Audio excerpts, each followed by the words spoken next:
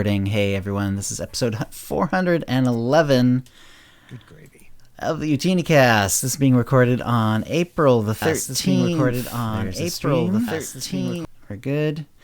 April the 13th of 2021. This is the raw version of the show. We stream it out. Any flubs or whatever are in the stream, and also this gets put up on YouTube because we're also recording it. And then we will edit the audio version, and that will go out as a more polished podcast tomorrow. All right, and let me go ahead and tweet this out, and then we should be ready to ready to get going on the actual show. Tweet, tweet, tweet, tweet.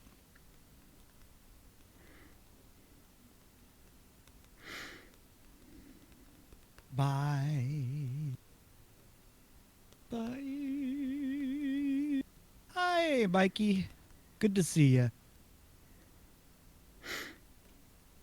Hey, Mikey. That looks right. Tweet it out. Tweet that. I always like to do a retweet if we get a sec. Yep, we're good. Boom. Retweet. All right. And, okay, Kitty, so you need a minute or you're good to go? I'm good to go. Gee. Okay, I had a little water go down the other way, so I might be a little hoarse, or let me try to kind of get this out a little before we go on the actual episode. And we'll talk about timing, right? That's right. Also, I gave up. maybe there was maybe it wasn't water. I just inhaled like a bit of paper or something. I don't know what that was. It was like a little, I don't know what it was. I couldn't tell. It was too wet and like shapeless, you know? So I don't know what that was, but putting paper around you because you're eating it. I need to stop shredding it right in front of my face at least. Do a little, you know that you just Edward Scissorhands. Little Edward Scissorhands action. Hey Kirk, yeah, we got your tip. It's in the show notes, so we'll be reading that out here in a minute. All right, Kitty, if you're ready, I'm ready. We know our audacities are going, so I think we're good to go. Audacity's going. All right, going in 5. Hi, and welcome to the OotiniCast, a simple podcast trying to make its way in the universe. This is episode 411, being recorded on Tuesday, April 13th, 2021. I'm your host, Chill. With me is my co-host, KittyKissz. Hey, Kitty. Hey, Chill. All right, no guests today. We're hoping to have Doc back next time. We've got another guest or two in the future as well, but today it's just the two of us. And I've been playing quite a bit. How about you, Kitty? What have you been up to in game? I have been insanely busy in real life. Mm-hmm. I've been trying to get on and stream whenever I can, and my mind is frazzled. My brain is fried. I'm losing my cognitive abilities.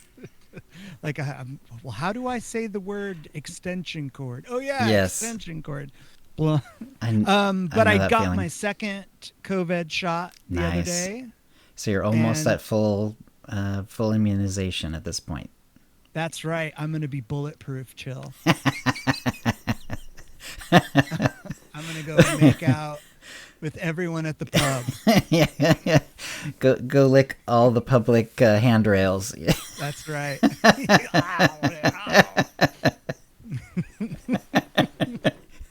I've been playing my big boy Shadow. Nice. I just hit Nar Shaddaa today. Okay. Is he the Sith, pureblood Sith, or is he a Twi'lek? Or I thought he's I saw Zabrak. He's a Zabrak. Okay, I thought I saw a red skin face, but I can't remember what species he was. So is that Zabrak? How's that working out for you? Great. I forget how much I like the it's one of the Imperial Zabraks too, so it's not that wimpy looking Republic's one. Right. He's got like kind of washed out Darth brown Maul kind of look. Yeah. And he looks so awesome. Sometimes, I mean, those colors are so striking. Yes. Especially when I have those like the Sith eyes. Mm-hmm. And it just looks so good. And I'm kind of wishing I would have saved this one for my Sith character that's going to be happening. Because I chose a pureblood, and I took Marcus's advice and made the characters and put them in the guild so that we don't lose out on any conquest points. And it's great, but now I'm like, I don't know if I like the look of the pureblood with body type 4. But I really, really like that Zabrak look. It is so cool. So, and he's riding cool. There's a specific what is it? A speeder that he rides, and I call it the Maulmobile because it looks like Darth Maul's tattoos on there. Okay. And so it matches. Right. It's kind of it all fits. Yeah, exactly. And we made up some background story on the character, and he was adopted by Treek. So Treek is his stepmom. And do you have Treek out as the main companion most of the time? No, Treek's away, but every time very safe. Okay. Like I send Treek out on a mission. I'm like, okay, Mom, I'll clean my room. She's like, blah, blah, blah. And then I have a Nexu and a Nexu pet. So they both have the same skins on them, so they look exactly alike except one's big and one's small. Big, yeah. It's like a baby baby and an adult. Baby, I call it baby Nexu. It's very confusing with the cat. Oh yeah, he doesn't know what to think. Does he look up at you every time you say the word Nexu? No, not really. But I think that I'll see his head move because I can see his camera, when I'm streaming, and he mostly hears Nexu attack, and he'll be dead asleep, and he'll be like, oh, all right, it's coming. Right, and then you go brush him and whatever. Go brush him, give him some attention, because he doesn't have another kitty cat to play with, so I feel obligated to go over and hang out with him as much as I can. That's great, yeah, because I've always had 2 cats since I've been an adult, because my late wife felt that cats, if we're not gonna spend enough time and affection with them, they do also have themselves to groom each other and socialize and all that. So it's nice that you spend so much time with them, which is great. Yeah, I spend, whenever I come home, I always, whenever we see each other, if we're not seeing each other very long, ever since he was a little guy, I always just touch noses with him. Nice. And now that's something that he does. Like when he hears me coming, he runs over and looks up, and I bend over and touch noses. Aww. And, give him a little attention. That's your thing. He's sweet. Just like the sweetest cat. When I'm giving him, brushing him, he likes to reciprocate by, cleaning, licking me. He's just a wonderful kitty cat. But anyway, big news here from the KittyKissz front. I reapplied for SWTOR content creator. Nice. Okay. So this will be my second time applying for it, and they told me the first time the reason why I didn't get accepted was because I did not have enough. The numbers weren't high enough. So the numbers are higher. Right. Whatever And you've been the co-host of the UtiniCast for a while now too. So right? I mean, even if you weren't streaming, I would hope that at some point they would let you in for that, but I know. But your streams are consistently like dozens and dozens of people, and sometimes more than 50 and stuff like that. So yeah, we're starting to get really good numbers. Yeah. Shout out Church of Nexu. You've got a cult going. I changed it from kitty. Yeah, that's kind of what I'm going for. We changed it from the kitty litter to the Church of Nexu. I see. So you're not the litter anymore. Okay, that was cute though. Anymore. And it's going well. But so I'm fingers crossed.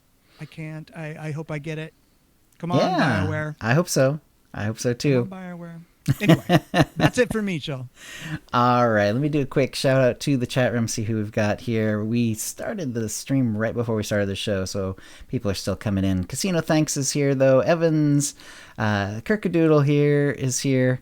Let's see, Meltza is here. Hey, Meltza. Lone Wolf, Merlin SWTOR, Mikey likes it. Predakill, Squishy Twitchy, and Starry Saber all here. Hey, everyone. It's been, and people are talking too, which is lots of fun. Let's see. So what I've been doing is, speaking of Meltza, I did a couple of sessions with him working on his bounty hunter and my sniper. We didn't have tons of time over the last 2 weeks to be together. We've been kind of missing each other and stuff like that. But we're now on Voss. It turns out we had to skip the Colicoid War games because we weren't being ranked like up to 70. So we couldn't hit anything. Oh. Yeah, so weird. On veteran, yeah, so it was weird. We did get past the first two, like where you sit in the turrets and you just blah blah blah blah blah blah blah, and you just shoot at things, because apparently that's not accuracy related, and in fact, I didn't really even notice that they were level 70 and that we should be missing. Because, you know, like, that's the first thing that happens. You just run, you jump in, and then they start running at you. And it was very busy with only two of us in turrets and then two companions on heals. And it was pretty rough, but we managed to get past them both barely. It was fun, actually. We actually got a pretty good chunk of XP, too, because they were like, over-leveled for us. But, sorry, go ahead. How did the healer survive? The companion healers did survive. Wow, what level were they? We were like 61, they were 70, something like that. So, yeah. And as far as influence level, mine is pretty high. She's in the high 40s, so she's almost maxed out. Right. I'm not sure where his was. I don't think it was very high, but between the two of them, you know, and us keeping, you know, blasting the colicoids off of them. We managed to get through that and actually get a chunk of XP. I mean, if you get through it, it's actually pretty good XP. Actually, there's a lot of guys dying, and you do get credit for them, and so that went pretty well. Yeah, apparently Meltz let me know his was at 20 or so at the time. And then after that, we just could not, we couldn't do a thing. We just died on the next group, and it's like, oh, okay, well, I guess we're done. Yeah, and we even tried coming back in to see if there was some reason that it had like not brought us up to 70, but no, apparently it's just a 70 flashpoint, so we couldn't do that one.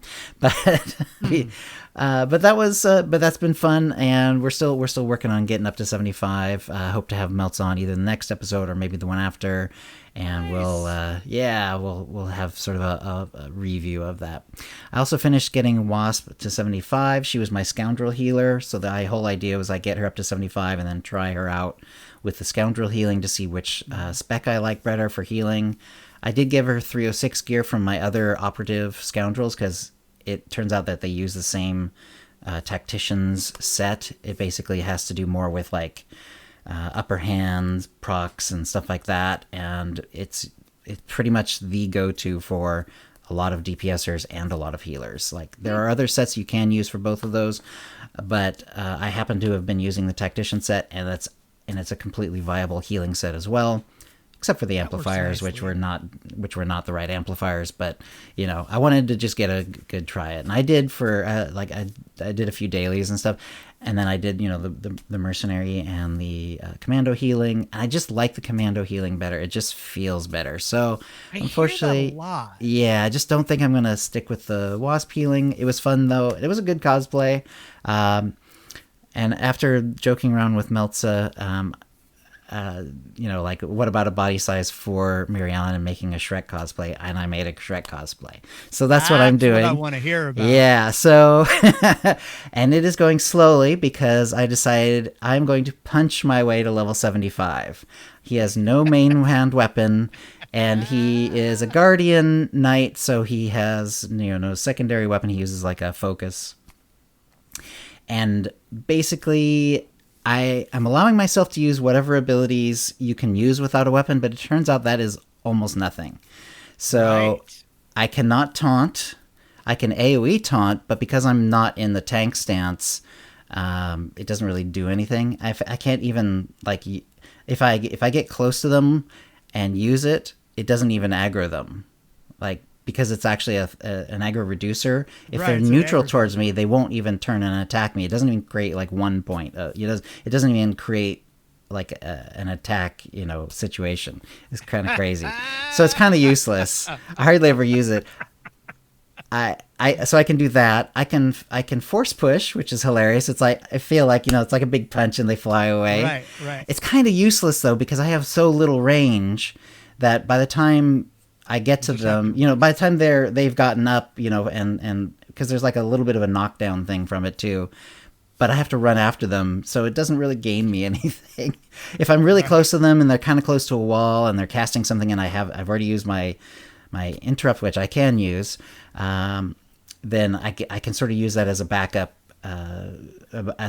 once in a while. It's a 1 minute cooldown, and I can do the equivalent of force choke. I can't remember what the Jedi version is called. It's not something as nasty sounding as force choke. Force stasis. That's right. Thank you. Force stasis. So I can force stasis them about once a minute too, and then my utilities are like pathetic because like so many of the utilities are based on abilities that I cannot do anything with. So I have like 4 utilities, and one of them is kind of useful because it reduces my CC breaker, which I can use. It reduces that cooldown and also gives me a heal from it, which is cool. One takes my AoE taunt, which, like I say, is useless, and it puts a shield on my companion, which is also useless, actually, because I have her on passive. That's the other thing, is I'm not using my companion at all. What? I am punching my way to 75. I am on Balmora, and, I'm like 34, 5, something like that. Yeah. How long does it take you to get through a strong at your level? A strong, well, even a normal, like even a week is usually about 3 or 4 globals. Oh. And then a silver is usually more like, it's like double that. It's like 8 or 9 globals usually. There are 4 unarmed abilities in the game, and I could use them all, but 2 of them are pretty useless, so I'm only using 2 of them. The ones that I'm not using are one is like, it does more damage, but it also has a chance to put your punches on cooldown for 4 seconds, which means it's not worth the risk. So I just kind of ignore that one. There's one that it has a 25% chance of stunning them, but it does less damage. So I don't really use that one either.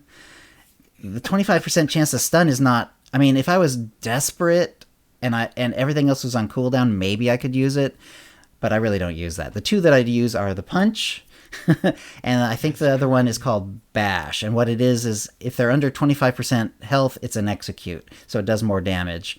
Right. But they have to be below 25% health, and it's got a 10-second cooldown. So it's I have no main, and with no main hand weapon, my damage isn't great anyway. So.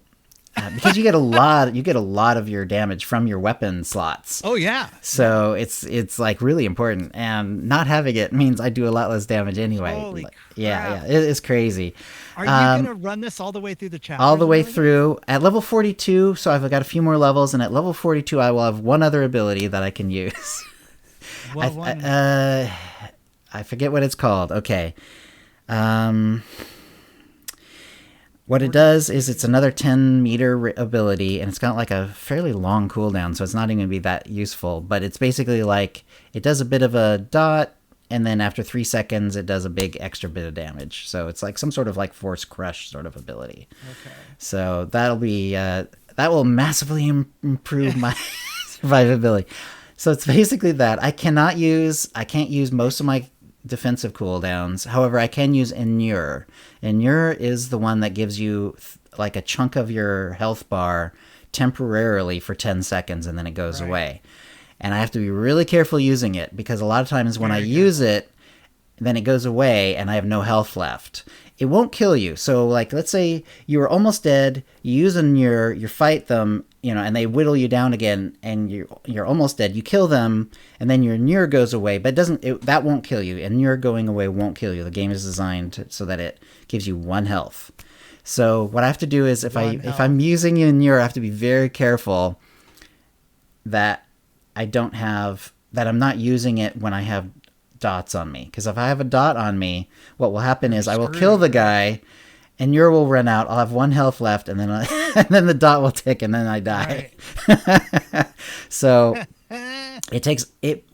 It feels, and like I say, I have there's a picture in the thing. So I have Kira, who looks actually a fair bit like Fiona in human form. Unfortunately, there's no Miriellen customization of Kira. All the customizations are basically human. So I can't change her to like, ogre Fiona, but she looks reasonably like her with the red hair and so on. And I have her in a gown, like she was, good. Yeah, like she was when she was like being rescued in Shrek 1 from the tower, and it's in green and yellow. So I'm pretty happy with that too. And I use an Isotope 5 droid as Donkey. So there's a few Isotope droid pets out there, and one of them has really long ears, and he very much looks more like a donkey, like that. So I'm using that one. He's Donkey, so of course he's useless in a fight. And I have Kira on passive, and of course, Fiona really can fight. We see that in the movie, but because I want to basically punch my way to 75 essentially. So. Yeah, no main weapon and very few abilities, and yeah, it's rough. It feels like it feels like I'm back in 2011, and the game is very hard, and you don't have any presence, you don't have any levels, of influence in your companion or whatever they called it back then. They had a different name, affection. It was called back then. Yeah. I didn't have any affection. You didn't have any presence points. You didn't have any gear. You didn't have any, you didn't get mounted until like 25 or whatever the hell it was. And all of that. It feels very slow. Yeah. Actually, in some ways it is faster because, the taxis are still unlocked, and I have rocket boost and I am using it. But it's been a lot of fun. I'm just having a ball doing it. And yeah, I'm really, really enjoying it. So that's so crazy. Yeah. I think that if I did that, I would think it's a great idea and quit after the second day. So right. You have a lot more willpower than I do. Yeah. That's amazing. I'm really learning my cooldowns. Like he's a biochem so that I can make tons of med packs, because I just swig med packs on this, using this, because like even the interesting thing is, like, for me, is like it really brings a lot of thought back to it. Like I can basically level and just sort of like I don't even realize now. I do realize now, but I don't usually realize how much autopilot I'm on, because like I can just jump in, smash, hit, that group's dead, loot, move on. Nope. With this, it's like group of 4, but they're all normal, no silvers. So I think I'm okay. Okay, let's hit this one. Go after this guy. Punch. Get him down. Do I need a cooldown? How low am I? And I get low on, like, after every time. I'm using my out of combat heal tons. I'm using the Kaizyken log mount as my heal because, of course, log, log, and right? Yeah, I got to make a get out of my swamp joke while I'm doing that. Oh, I also have the training. I think they call it the training droid or whatever. It's the one where a little droid comes up and you punch it. So since we're doing we're doing a whole punching thing, so I have that as sort of a one that I bring up occasionally. But I like the log one better. It's just been a blast. It's very slow.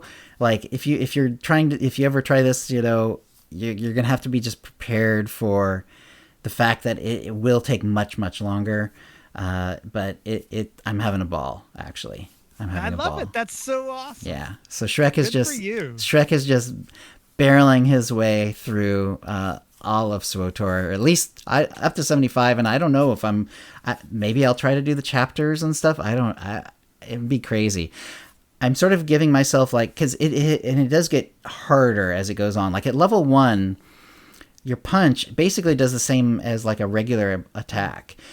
But the reason that you do so much more damage later on is you get all these passives from your tree.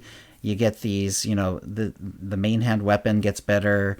You get utilities. There's all these things that sort of like come together to make everything do more damage. And it's almost like you're just using like this sort of very basic like level 1 ability all the time.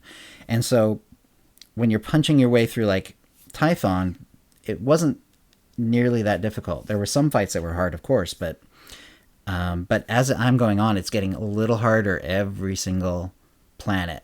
I'm being, because the level of difficulty goes up because I'm not getting the sorts of synergies and so on that you usually do get, and it's getting pretty brutal. Like, I have to be careful with every fight, and I have to be very, very careful not to like double aggro.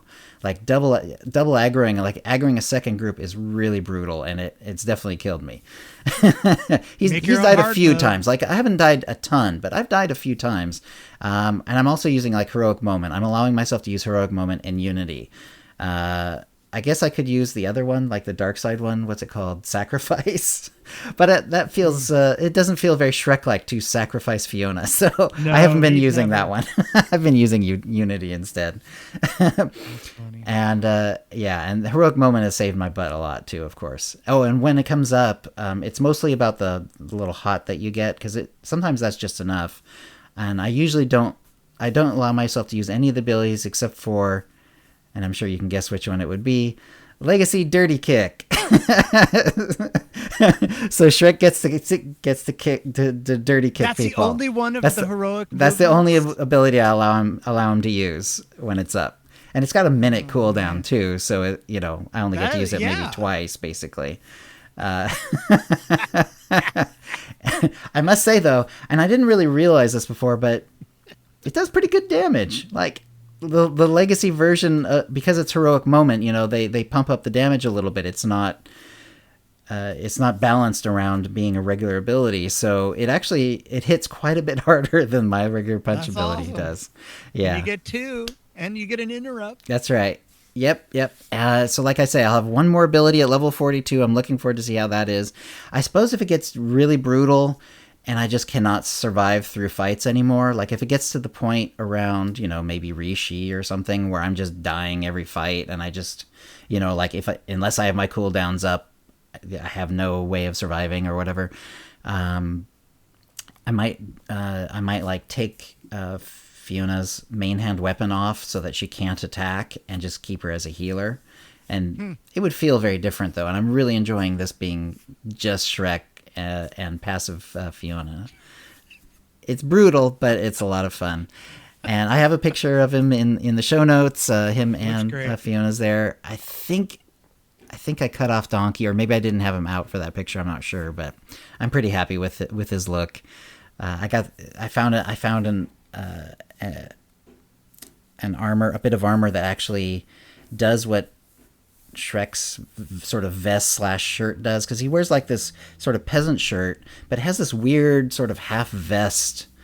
Like, I don't even know why the vest is there, but he has like this weird half vest that doesn't even go down to like below his pecs. So I found something that looks a little bit like that, and I have a very simple belt. I have like some yellowish pants like he wears. Technically they're tartan, but whatever. I'm not going to find tartan in SWTOR, and some boots, and some very, very simple boots. So it's been a ton of fun, and it takes some thinking ahead when you're doing this, because it's brutal. It's brutal. It's brutal. Yeah, people in my chat are talking about Shrek. Yeah. Like, it's a topic in my chats. That's awesome. So whenever we see you up, we're like, chill. Rate chill. Rate chill. I want to see Shrek. That's awesome. I will be doing Shrek tomorrow. Melts is not available, but we're hoping to get some more dual streams in with him so that we can get up to 75 pretty soon. But I'll be doing Shrek on Wednesday for sure, so tomorrow. Anyway, I think that's enough of that. And I do suggest it. Actually, if you've been like playing a lot of SWTOR and you're interested in sort of a weird challenge, it's a pretty fun way to go, actually. And it will definitely, if you've played for a long time, it will definitely bring you back to those days of like pre-Makeb, where just, you had to think about every fight. And you will have to think about every fight. You could even use it as, like your head cannon and say that, oh, I don't have a weapon right now. Mm-hmm. All I can do on this part of your story is punch. I might have to do that. Yep. That sounds really fun. Fast forward to everybody in SWTOR is just punching. Right.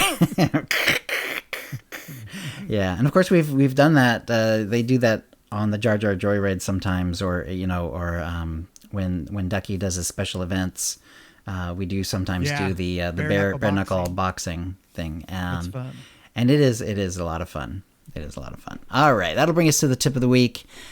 And we got a tip from Kirk, or Kirkadoodle on Twitch. Kirkimus Maximus on Reddit, which I love, and Kirk Unit on Twitter, and he's also in our chat today. So hey, Kirk. All right, and Kirk wrote, "Hey, it's been a while, still grinding away. I have a tune that does the Onderon dailies each week for the conquest. The daily and the weekly missions drop extra endgame gearboxes. I leave that tune on Onderon, but occasionally that tune needs to go do something else and needs a cheap way to return to Onderon. Using your ship is 5,000 credits. Well, during the Swoop Rally event, I pick up one of the Onderon races and I just leave it in my mission log. That way I can use the quick travel to get back to Onderon. And note, if the devs are listening, this is absolutely not an exploit, just an example of good MMO grinding skills." Nice. So yeah, it's kind of like that heroic. Some people like if they want to go back to a planet all the time, they will grab a heroic from that planet, and then it'll take you to wherever that heroic is. So it's good. It's good to know. You can use that with the. Well, it's just actually the swoop event just finished up, but we did just have it, so it will be back up. I did put a humorous one in for myself. It's a no weapon leveling tip. So if you do decide to do the no weapon leveling, hold on to a main hand weapon, no matter how useless. Doesn't matter which one it is, as long as you can equip it in your inventory, or make sure at least that you have one in collections that you can pull into inventory, because there are some items in the game for your story quest, for your class quest, where you're going to have to destroy things, and some of them are coded so that you have to have your main hand weapon equipped. Interestingly, not all of them. I didn't even know this was a thing until recently, but the first few times I ran into things that I had to destroy as a Jedi, and I didn't have a main hand weapon equipped, it actually throws a grenade instead, which I thought was amusing. Like instead of instead of using like a force ability or something, it defaults to a thrown grenade. That's interesting. So all the characters, yes, it doesn't matter force users or non-force users. Yeah, you just get the grenade, I guess. And finally, today it was actually on Balmora. There was something some little thing I had to destroy, and it would not let me do it without a weapon equipped, and so fortunately I had one. So yeah, make sure you have, if you do a no weapon leveling, make sure you hang on to a weapon and just keep it in inventory, or like I say, if you have one that's already unlocked from collections, you can always pull one down if you need to. Anyway, so the thing, but Kirk had a more useful one. Thanks, Kirk. So thank you, Kirk. And you're the winner. You will be getting a Tonfon or M83R droid pet code, or the newer one, the M2B9 droid code, courtesy of BioWare, and a new OotiniCast provided Ultimate Pack. And if you would like a chance to win the same, please send your tips to OotiniCast@gmail.com before the next show. That will bring us to the Mind Trap. And yeah, 6.3 is coming up. We had the big test server, and that just actually finished, finished. Just today. Mm-hmm. And yeah, so we asked a question about it. Galactic Seasons is one of the two big things that's going to be coming from 6.3. And it's going to have activities on a daily and weekly basis that will let you get its rewards. And the question is, are you going to be likely to do those activities to get the rewards? And so the three potential answers were, I will go out of my way to do that, I will if I like the activities, or no, I'll just get what I get. So I mean, I guess I could have done another one that was like, no, and I'm going to actively avoid the activities. Right. But I decided not. I choose not to that participate. That was a little trollish, and I decided, okay, no, we don't. I don't think we need to know. I don't think we need that as a category. So I'll go out of my way to do them. Is 22%. We only got 50 votes, but whatever. If I like the activities, got 54%, so that was the clear winner. And then no, I'll get what I get, 24%. So pretty close to the people who I will go out of my way to, 22%. So if I like the activities, and I know myself, like, part of me would love to be able to say, yes, I'll make sure to get my Galactic Seasons done every day and every week and all that stuff. Exactly. And but I know myself too well. I will do it when I like the activities. So That's hilarious. And it should work just fine, because they have said, they were saying in their in their various ways of communicating with the public, that this is not designed to be like a daily grind. Like some games, especially like free apps and stuff like that, you'll run into games like this where, like, if there's some sort of season pass or whatever, or they're called battle passes in some games, they're really designed to get you to like get on and like really grind them out. Like, and that's not what this is about. This is designed to like get people to play the game and stuff like that, but not in a grindy way. That's not what they're going for. This is more like, an additional benefit, especially if you're subscribed, but even if you're not, there's some nice things you can get either way. But it's not designed to be the kind of, if I miss a day doing it, now I won't get to the end of the season pass or whatever. You can absolutely get to the end of the season pass. And in fact, if you feel like you're way behind because you really spent some time off and weren't doing it for a long time, you can actually catch up even with credits or even with cartel coins if you like. I like that option. Yeah. I think that's a great idea. Yeah. And the idea of having to come on and do it every day, and if you miss something, you're screwed, just sucks. Yes. Yeah, exactly. I've tried some games like that on my phone over the years, and it does. I always like, at some point, even if I was liking the game, I get a little resentful, because like, you're gonna miss a day here and there, even if you wanted to play a game every day. You're gonna have days when, for whatever reason, you're not able to, and and then getting sort of quote unquote punished for that just is not really good design. So that's not what this is, and I think that they're at a pretty good spot. I mean, assuming we always have to make the caveat that this is a self-selecting group, obviously, so you never know data-wise, but if this is reasonably close to how people are feeling in the broader community, it's a pretty reasonable way it's a pretty reasonable numbers. A fifth are absolutely going to make sure they're jumping on it every day and every week. Over half, so that's 75% basically total, are going to be participating, and then only another quarter or so are like, nah, whatever. And that's actually a pretty good place to go. It's hard to make anything added to a game where, like, 3/4 of them are at least vaguely interested and are going to participate. Right. So, and the no, I'll get what I get folks might change their mind too once they see it and they kind of mess around with it. Maybe they enjoy it, because I know that's the way that I felt about the login rewards. I didn't really care. I thought, no big deal, but I ended up really liking it. I think it's a great addition to the game.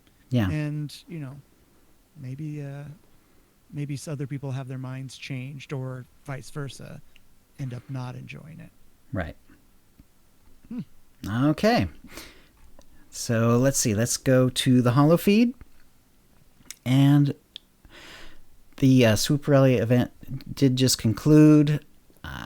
And the Rakghoul Resurgence on Corellia will be coming up on the 20th. So there's like a week, and then it'll be up for the next week after that. So this is the Corellia version. It says levels 25 plus. Although I get, if you're in Corellia, be a little careful, especially if you like to be on the PvP node or something. But yeah, there's the Thorn reputation and all the the various weapons and so on. The Rakghoul mini pets, infected Vractal and infected Dewback mounts. Oh, that's right. On the Shrek, I use a Dewback mount, and actually, it feels very appropriate for him. Oh, yeah, kind of big and lumbering Nice. and doom doom doom doom doom. I don't remember what the infected one looks like. I don't think I'm sure It I've seen looks like pretty cool. I've seen the like the previews, but I don't know if I've ever seen one riding one. Yeah, and at Have least you on ever the got Dr. go ahead. Oh, sorry, go ahead. Oh, I was just going to say on the fleet, you can also get all those companion customizations, with like the infected companions.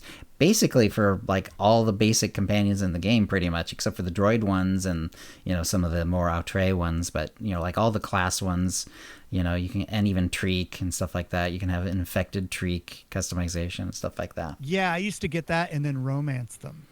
So every time you look at them, they're like, maybe we need to revisit Zombie that. love. That Yeah, sounds do. I mean, it'd be great for those would be great for like if you had like a Sith and you were going for like a whole sort of like a necromancer feel. Yeah, it'd be very cool. So since Dr. Loken got taken away in when the chapters came out, I have never got him back. I love Really? Dr. Loken. I think he's a great Wow. companion, but I have never got him back. And every time that the event comes up, the Rakghoul Resurgence, I always go, I'm going to get him back. And then And then you forget. server resets. I'm like, crap. Next time I'm going to get him back. Is it specifically for an agent that you have that you want to get him back, or you just want to get him back on one companion or on one I think I character just or want to another? get him back on my main. On your main. You know? It takes So a little that- longer, but yeah, because you have to do some like several levels of like going and getting stuff basically that helps. Right. And then you get his affection up to like level 10, and then he'll return. It's that sort of return character. But yeah, Cool. it's totally doable though. It's not that bad as long as the Rakghoul event is around. But yeah, it's. Go ahead. I forgot what I was going to say. Okay. Yeah, I eventually I'll get him. You might have to, you might even have to make a note. I know, right? I'll write it on my hand. Rakghoul is up. Got Yeah, Loken. get Loken. I actually do like him. He's fun to like have as a companion, and if he's a Right. healer, he stays human. But if you have him on damage or tank, he goes into Yeah. Rakghoul form and then attacks, and it's great, very yeah. it's very disturbing, but very cool too. Because he looks like he's going to be a melee character, but then he turns into the Rakghoul and jumps in. Yeah. It's Yeah. fun. It's kind of cool. So maybe I'll get him. And he's more of a pistol guy if he's a healer. At least I think he Right. is, from what I remember. Anyway, yeah, so that's coming up in another week. There is, and this just dropped, I believe, today, or maybe it was late yesterday. There's a short story that's leading up to the Secrets of the Enclave Flashpoint. Because this is like a creative endeavor, I decided not to just copy and paste it into our show notes. But I do have the link to it, to the SWTOR.com article. It's I'll give the basics of it because to avoid with very, very minimal spoilers. But basically, this is just, as you can tell, leading up to the Secrets of the Enclave Flashpoint. You see Aaron Lanier. Oh, actually, I did re-listen to Deceived. I didn't mention that in our week, but I really? did. I re-listened to all of Deceived on Audible. So I'm sort of refreshed myself on that, and I focused a little harder on Aaron Lanier since we know that she's going to play a part, and they got the special voice actor to do it and everything. But anyway, so without being too spoilery, and there's not really that much in the way of spoilers anyway. But Aaron Lanier confirms that Malgus is at this enclave. She doesn't know why. She alerts Satil Shan. That's basically the outline of the story. And also they did confirm that the Enclave is basically like a ruined ex-Jedi temple. It's like there's a Jedi temple. It's fallen into ruin. It's not being used by the Jedi anymore. But apparently some of the droids and stuff are still active. But yeah, It was well written. I really liked it. And yeah, check it out for sure. I just saw it, and and thank you, Deck. Deck just put the link to it. Deck. I was going to read it, but then, fun fact, I didn't know we were. I forgot that we were recording tonight, and by the skin of my teeth, ended up making it. Right. But Aliva is in chat right now. She did a great YouTube kind of breakdown of who Aaron Lanier is and kind of a little back history of what's happening in that story. So yeah, go check out Aliva's YouTube channel. Right. It's a cool little clip there. Yeah.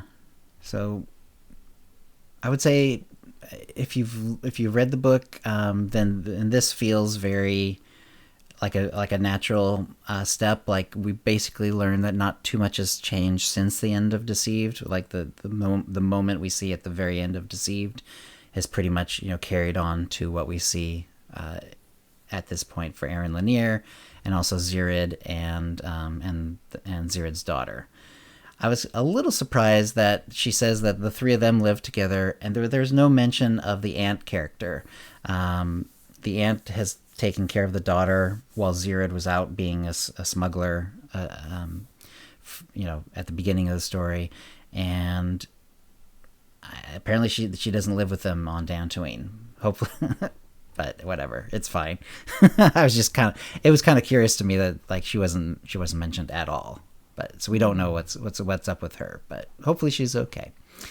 All right, let's see. In the Chris Schmidt gave a little heads up. We've received feedback regarding the Mandalorian Battle Ring arena map.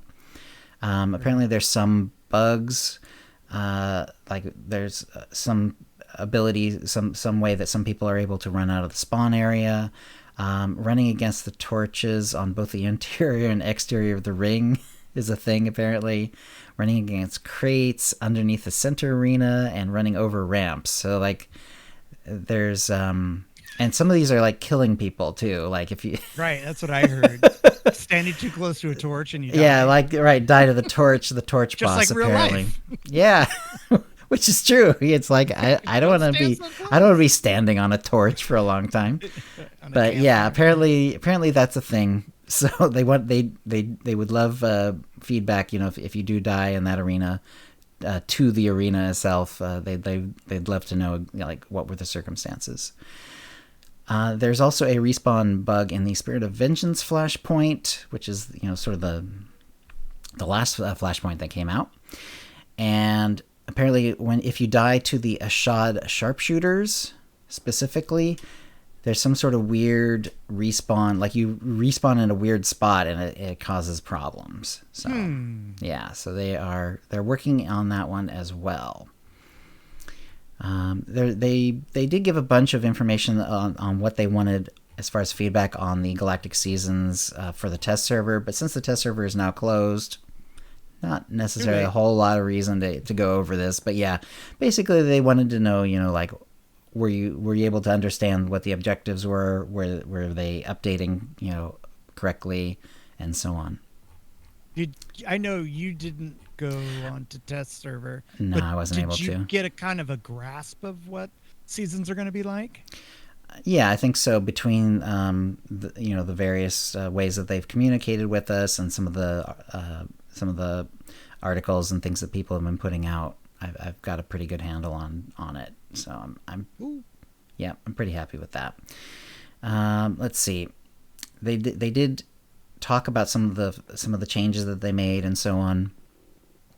As far as Galactic Seasons go, we wanted to clarify, this is from Jackie Coe, we wanted to clarify info based on the feedback we've been seeing regarding the fleet penthouse strongholds. Over the course of the PTS, we increased the amount of tokens that you were able to receive during the season from 12 to 15. We've noticed that this led to assumptions that this increase will allow players to purchase both fleet strongholds. It is intended for only one of the strongholds to be obtainable during one season, so you will be able to acquire the other in the following season. This will remain even with the increase in tokens. When Galactic Season goes live, each stronghold will cost a total of 8 tokens. The cost of the stronghold was set at 1 credit during the PTS for testing purposes only.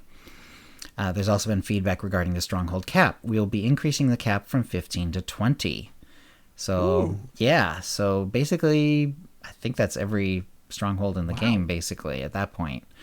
That's cool. Yeah. So, please understand, I don't think that means, like, active, but I think that means, like, the ones you can have sort of unlocked, period. But I'm not sure. I could be wrong about that. I guess we'll find out. Please understand, while the cap is being increased, it is intended that players could have one of each stronghold that the game offers, as opposed to maintaining duplicate strongholds. Yeah. I deleted a bunch of those when the server merge happened. Right. We did see a question asking if guilds could purchase the fleet strongholds. They're not designed to be purchased by guilds, as they are for legacies. As it should be noted that intended that the guild purchase It should also be noted that it is intended that the guild purchased stronghold cap will remain as is. So, like, for example, in the Utini, we use like a Rishi stronghold when we're not using the starship. The Rishi one's nice because you can do like little PvP things, stuff like that. Lastly, the fleet penthouse strongholds will behave in the same manner as a stronghold that is purchased with cartel coins when it comes to transferring them. You will not need to repurchase it, but you will need to redecorate it. More info on how strongholds work during a transfer can be found here. Right. Basically, the idea with that is, if I remember the rule correctly, it's if you buy a stronghold or unlock part of a stronghold with cartel coins, that will roll over. But if you unlock it with credits, that unlock doesn't come over. So that is correct. Yeah. So it's been a long time. Fortunately, I haven't had to roll to another. I don't think I've ever unlocked a stronghold with cartel coin. I think I did one or two early on, but I mostly have done it with credits, for sure. Actually, I've been doing pretty well with credits recently. I actually went through my just all the crew missions, stuff. I went through, pulled out a bunch of stuff, and just sold it. And and I mean, and some of them, it's like, they're, I'm chunking out 1,000 at a time and selling them, and if they're worth a few thousand a piece, that's many millions of credits right there. It's really nice. So yeah, there's another quick tip, is like, because it's really easy for this stuff to sort of build up, and like if you're not really being aggressive about crafting, it just gathers. You just keep gathering it without really paying much attention to it. See it, and you don't see it anymore. Looking for it. No, it's completely hidden nowadays. I did the same thing. I found a bunch of stuff, and I'm like, whoa. Yep. So I try to sell them every day. Yep. So the PTS did come down. They did say thank you for taking the time to share your feedback on Secrets of the Enclave Flashpoint and Galactic Seasons. You'll be able to experience both of those when 6.3 launches at a later date. So they're not giving a date yet, unfortunately, but obviously it's coming, pretty soon from what they've said before. So yeah. All right. And let's see, that'll bring us to the Force feedback, and we heard from GasGuy. And it was really nice to hear from GasGuy. I have gotten to meet him in person as well. He writes, "Hello, OotiniCast. I'm so pleased to give you to host my updated codex tracking spreadsheet." So, GasGuy is the guy who has done codex spreadsheets for the OotiniCast for years and years now, and he's been doing a really good job. The prime effort, he said, was the work done by Swotorista and Player Dwarf. And if you've been listening to Swotorista's stuff, she did just recently come out with her own sort of codex update. It's on her site, and it's very nice as well. So yeah, she published a huge list of lore entries, and just a few days ago, she published a compendium of codex entries, which is his bailiwick. I was able to leverage their work to cross-index against my listing and make some significant improvements. So if you're a completionist and want to keep track of what you have or not, please give my list a look. And remember, click on everything that glows blue. So thank you, GasGuy. We have done this, and thank you, Tio, because he actually, he doesn't want to come on or anything like that. And remember, I have asked him from time to time, but he's nice enough to do sort of back end work for us when necessary. And so he has in fact updated the OotiniCast.com codex tracking from GasGuy. And nice. Thank you to yep. you. And so there's a direct link which will be in the show notes, but also you can just go to OotiniCast and you can just look for it on the right side. It's under codex tracking spreadsheet, and first link under the community, which is great. So thank you, GasGuy. Great work as always. And if you look at it, it's really beautiful. Like he has all kinds of details on like what planet it's on, not just what planet it's on, but what map it's on, like what specific map it's on. Like really good stuff. Like he's been very, very specific about this. It is an Excel format. If you can't use Excel format, you can usually get Google to open it, sort of translate it and open it, and at least that'll get you most of the way there. I haven't really played around with it enough to know for sure like how that would affect it, or would you be able to update it at that point properly? Probably, maybe not, but at least you'll be able to see them all. And yeah, there are there's so many codexes in SWTOR. So thank you, GasGuy. That is crazy. It was great. It's great that you're still on this, and I love it. It's amazing. Yeah. It is amazing. Yeah, and there's so many like weird ones that like you have to go way out of your way for, and you don't know about them. Like there's the one that. Was it you? I can't remember. I think it might have been you. Or anyway, it's on the gravestone, and it's in the little the area that you have to unlock, and it has it's like the launch bay. It's a little launch bay that has like, and in the way far corner of that is a codex. Right.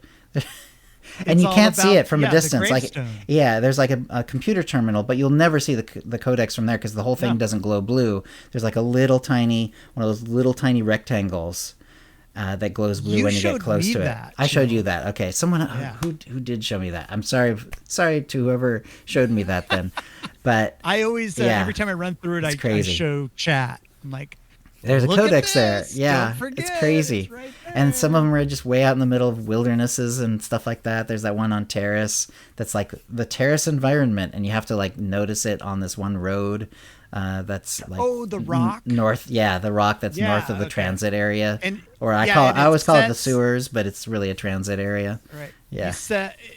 It's set so that you fly right past it. Mm-hmm. But if you look behind you, you'll see it next to a tree. Yeah, exactly. And I think, especially nowadays, now that the taxis are automatically unlocked, you don't really use that road for a lot. There's not a lot of class stories that really take you up that road anymore.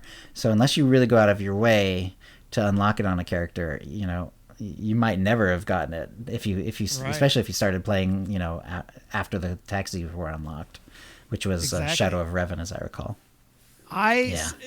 I had someone in chat tell me that they've done everything in the game. And that's amazing. You have not done everything but I doubt in the it, game. I doubt that is true. So yes.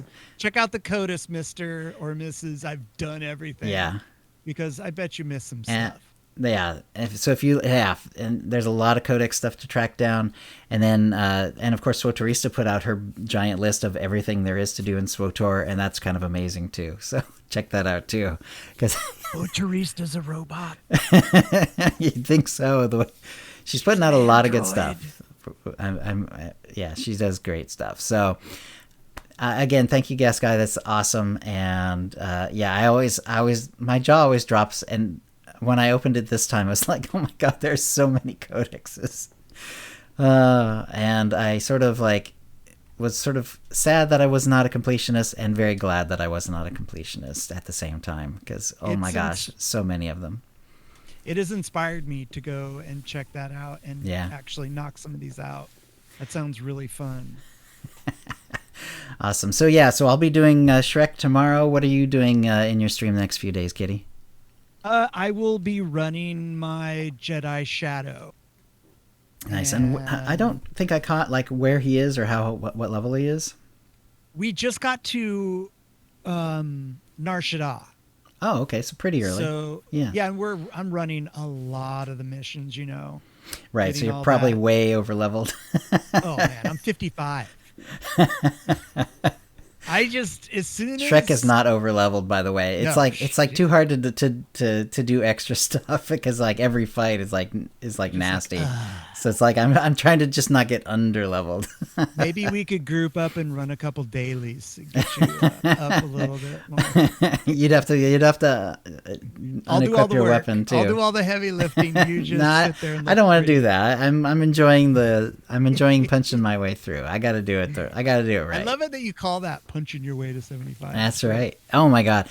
Yeah, and it gets very samey. Like you get so blasé in SWTOR because there's all these cool animations and every ability has its own cool animation. Oh yeah. If you're literally punching 90% of the time, it gets very samey. Punch. You're punch, gonna have punch, nightmares. Punch. You're gonna be punch. like, Yeah.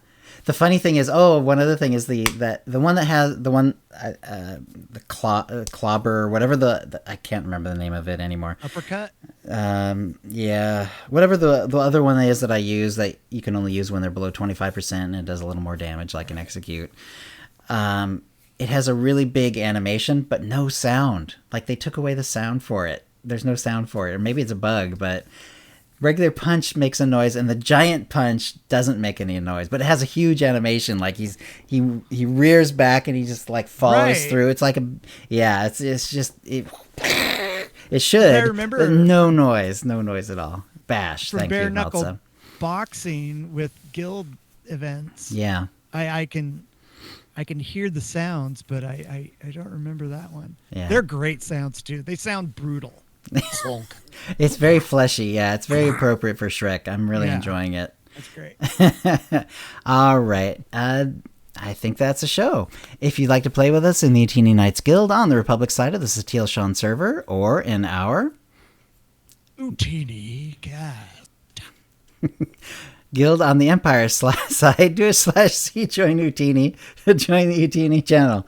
Then let us know you're a fan of the show. You can email questions and comments about the show to OotiniCast@gmail.com. Follow us on Twitter using @OotiniCast. You can find contact details for us on our website, OotiniCast.com, which includes how to subscribe using iTunes, Stitcher, and the rest. We record the show live bi-weekly on Tuesdays, 4 p.m. Pacific. Go to OotiniCast.com/live to find out how to join in. Our theme song is Doomsday by Jean Balzogby. And thank you to the chat room. Thank you, chat room. Yeah, and since we got a bunch of people here, let's see if we can't do let me see if we can do how do I do a raid from like another account? Ugh. Ooh. Can I do it from this? Because I'm logged in as Chill's Room, but I'm at the Ootini, and I am a moderator, but how do I raid from another person's account? Can I raid from another person's account? I don't know. I might have to figure this out. All right, well, I guess I can't raid right now. Sorry. Let me see. Actually, let me see. Who's playing right now? Looks like Is Marcus active? I think Marcus is active. Can we do a /raid? Is that a thing? Yes, you should be able to do that. Okay. Let's see if we can do that. Nope. Okay, it says I don't have permission to perform that action. All right. Sorry, folks. You'll have to go to Marcus directly. Darn. I'll have to figure out how to do that. The problem is I never use this account except for... Sorry, Marcus B814. There we go. I'll have to figure out how to do it from another account, or give more applications, because I know I'm a moderator, but apparently they just levelers or something. Anyway, all right. Thanks for coming, and we'll see you next time. Bye, everybody. Bye, Jill. All right, stopping.